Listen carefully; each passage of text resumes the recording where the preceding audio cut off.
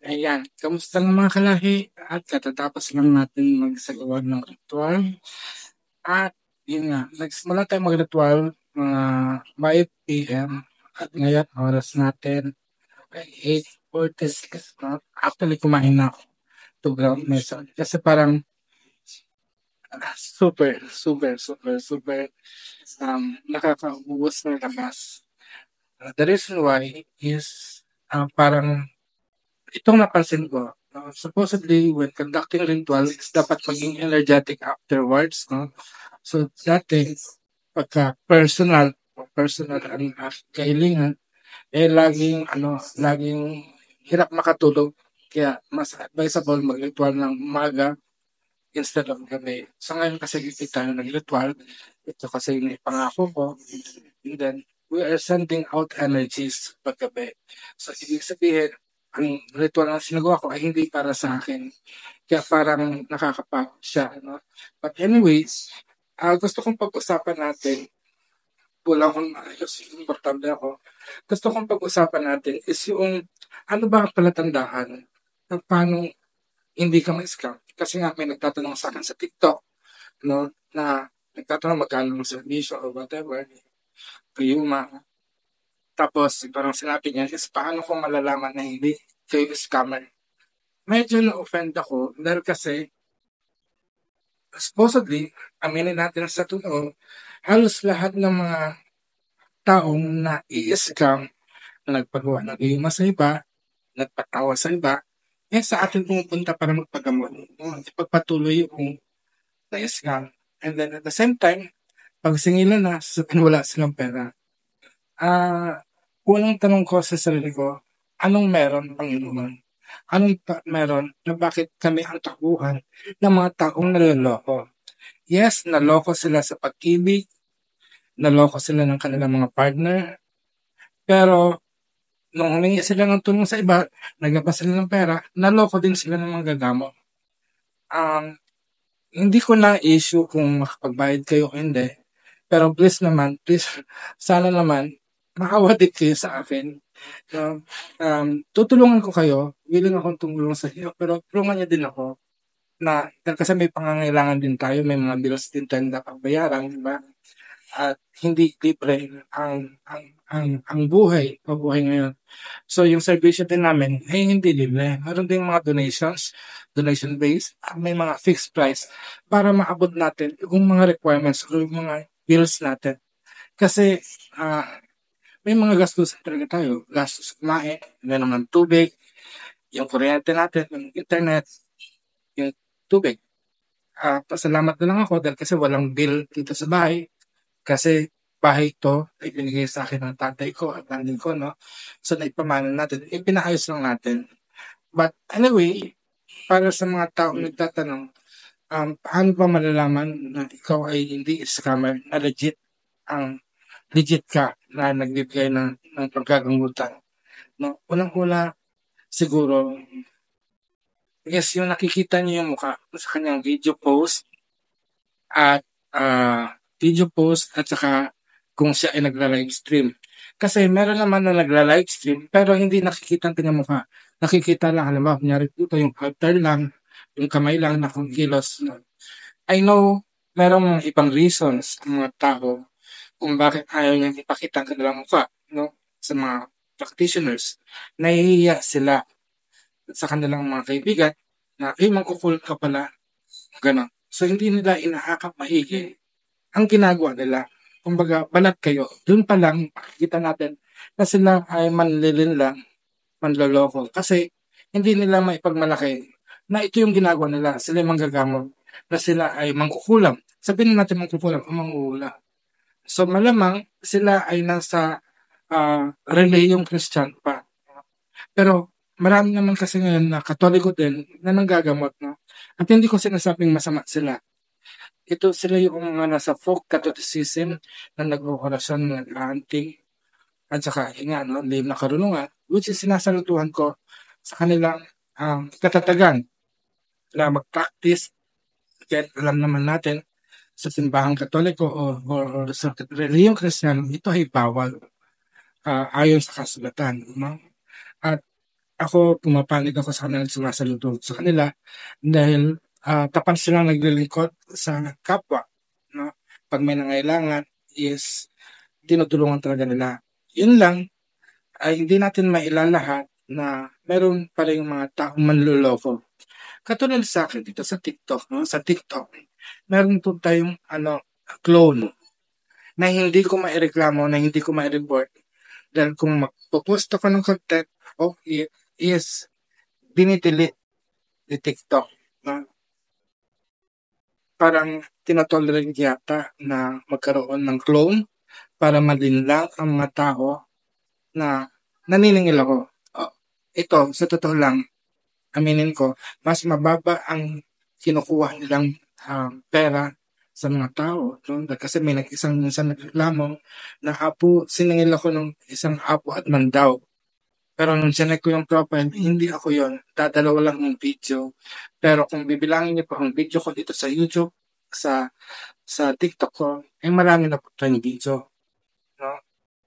Aminin natin na meron pong parang merong mga taong ganito na sumasakay sa kasikatan ng iba para gumawa ng pera para sa kanila.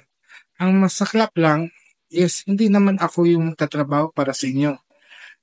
'Di ba? Kung gumawa sila nun, dapat trabahuin nila. Kayo, pag lumapit kayo sa akin, is talagang tatrabahuin ko po kayo. Dahil panata ko na po yan. No? I-dedicate ko ang sarili ko para isagawa ang pagdarasal, ang pagsasabang ng ritual para sa inyo. So, paano nga ba natin makikilala?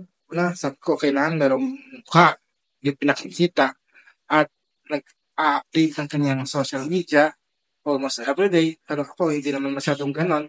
No? Pero at least merong video kayo mapapanood sa kanya. O kaya kung nagla-live siya, makikita niya talaga ako. Pangalawa is meron siyang social media page. Aside from TikTok, dito sa YouTube, dapat meron kayong contact numbers, contact details kung paano kayo matatawagan. So, maaaring dito ay sa email address. No? Tayo, email address natin, may domain tayo. Tulad ako, pwede nyo akong email sa apohadman@luntiangagama.org. O kaya meron pa rin tayo isa pang email address. Ito yung apohadman@landasnanglahi.com. So ito, ginagastosan natin to. Hindi to libre. No? So, binabayaran natin to para ma-maintain na talagang legit tayo, na totoong tao tayo, at hindi tayo manloloko. So, may contact address, may contact detail. Ito yung pangalawa ng una, sabi ko, mukha. At pag nagla-live streaming, makikita nyo kung sino. Pangalawa is dapat may contact details at meron siyang contact details at location address. So, para kung gusto nyo pumunta, is pwede ka pumunta. Ako, ito, nakikita nyo, nandito ako sa Templo ng Lituhan na matatagpuan sa Lot 79, Phase A, Francisco Avenue, Barangay Francisco Masnara, City of San Jose del Monte, Bulacan. Actually, pwede nyo po siyang i-Waze o kaya i-Google Map. Pag itatype nyo po ang Luntiang Agama, makikita nyo po yung address. No? Ang isa pa pong address natin ay yung Bahay sa Tala na makikita naman sa Taguig. So, meron kaming Facebook page, hanapin nyo lang doon. At meron din kaming website.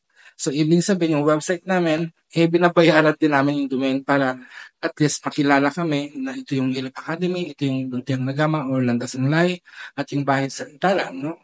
So, sa bawat website namin, makikita nyo rin ang contact details namin, paano nyo kami i-email, paano kami tatawagan, at paano nyo kami pupuntahan. And lastly, siguro yung pangatlong napakahalaga, kung ikaw ay naniningil o nagkukuha ng bayad, no, dapat rehistrado ka.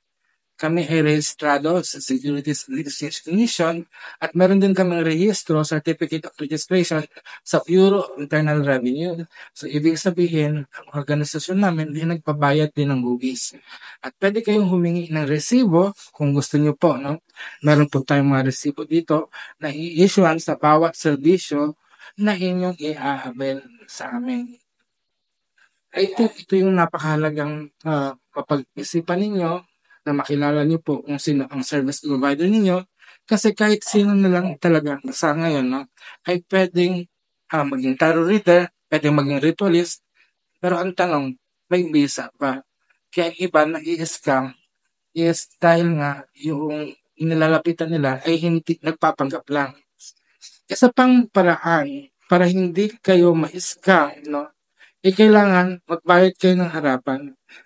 Napakaganda naman kasi ang technology natin ngayon 'no, puwede kayong mag-usap through this, through online. Tapos yung payment is through GCash, Paymaya, PayPal or whatever means 'no, parang online transfer. Pero kung gusto niyo talaga is dapat harapan yung ibibigay yung pera at kaliwahan. At kung kayo magpapaserbisyo, halimbawa last definition, mas maganda na harapan, eh. Dahil kasi doon makakapag-usap kayo. Maglalaan kami ng 1 oras o 2 oras depende sa magkano ang ilabay niyo sa amin. O kaya kung magre-ritual is dapat kasama kayo sa ritual. Kasi ang ritual is very personal, no? Dapat para malaman mo kung bisa ng isang ritual is nandun ka. Kasi it requires you to see, to hear, to smell, to taste, and to touch. So, dapat magawa din natin yung 5 elements na yon. Kasi kung hindi mo ano, yung distance lang, or parang, okay, pwede naman, no? Dahil kasi ang Reiki, mayroong distance Reiki. But then, in a ritual form, is dapat yung presence nyo. Kung gusto nyo long distance, wag po kayo sa amin na traditional na manggagamot ng mapit. Pumunta kayo sa mga modernong Reiki practitioners. I know there are some Reiki practitioners na nagpapabayad at meron din namang iba hindi, no? Pero sa atin, magre-ritual tayo, so we involve the elements, the 5 elements, earth, air, fire, water, at yung elements of senses, yung sight, hearing, smell, taste, and touch. Meron tayong mga kasangkapang ginagamit doon. So, meron tayong ginagastos doon. So, yung reason ng pagbabayad niya is napupunta po sa mga materyales na kakailanganin natin at ngayon din yung pakonsuelo sa amin na naglaan ng oras sa inyo, ng aming lakas, ng talino, at kakayahan para mapaglingkuran kayo. No? So, ano pa ba ang dapat kong sabihin sa no? So, your presence or your attendance is a must kung kayo magpapaliwa. Mula doon, masisiguro niyo hindi kayo mai-scam. Paano yun kung hindi pa tumalab ang ritual? Ito yung element of time na dapat mong hintayin kung kailan. Hindi ibig sabihin nagpa-ritual ka ngayon din is magkakaroon ng resulta. Kasi even yung paggaling mo nga yung sa hospital, di ba nagpa-opera ka, meron siyang recovery session, hindi ka agad maganda. Ang mukha mo paglabas mo. Maghihintay ka pa ng 1 buwan o 1 linggo para humupa ang mga anesthesia sa mukha mo. Para after that, yes, gumanda ka na. So, meron pong element of healing. So, yun po. Kaya kayo nagpunta rito para mag-ritual kasi meron kayong karamdaman. Either karamdamang physical, mental, emotional, social, or spiritual. Yun ang reason natin kung bakit tayo mag-ritual. So, yung ritual dito ay isang uri ng gamutan. Sana meron po kayo natutunan sa video nito. Bigyan niyo po ako ng heart, ng thumbs up, at kung bago lang po kayo nakabanood sa aking video, huwag niyo po kalimutan mag-subscribe. So hanggang sa susunod na lang, maraming salamat. Itong apartment ng Teplong Hanituhan ng Rutiang Agama nagsasabing, mayari na, pagkasabi, paalam.